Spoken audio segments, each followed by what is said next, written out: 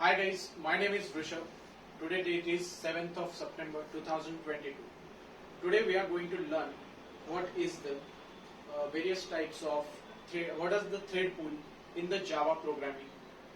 So when we defining the thread pool, it is nothing but there are the various type of thread will present actually in the server.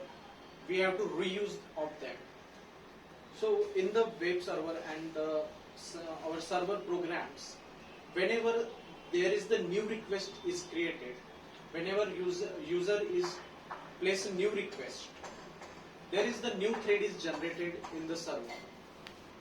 So when we are going to when our server has going to make a new thread, when there is the request, he is going to make a new thread. So because of that thread creation again and again, so our user data will be safe because of that for creation of the new thread. It is necessary, but sometimes it is not necessary for creating a new thread for a same process again and again.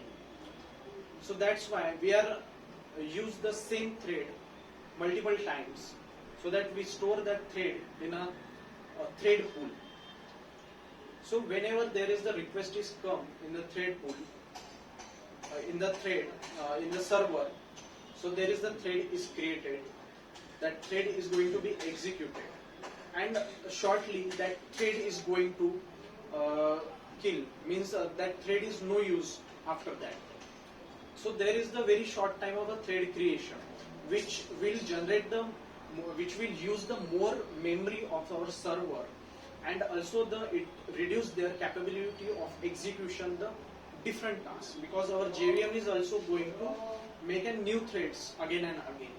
So our it eliminate so by creating the or using that thread again, will eliminates the reusability, which eliminates the delay time of our process of the thread creation. So that's why we use the thread pool.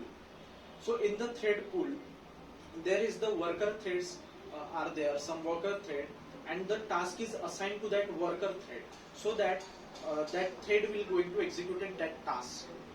In the there is the fixed thread pool also. There is the method called the thread pool new fixed thread pool method. So in that method, new fixed thread pool and new catch thread pool.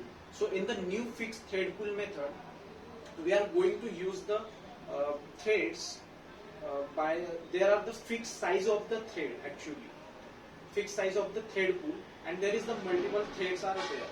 So whatever the threads are there, which we assign the task to them, and again there is the new catch thread pool method is also there, which will create a new thread also, which is having the ability to create a new thread, and also has the ability to use the previous thread.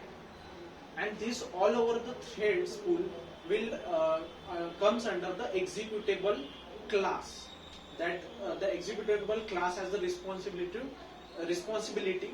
to make the thread pool workable. So this is all about the methods and thread pool. Thank you so much.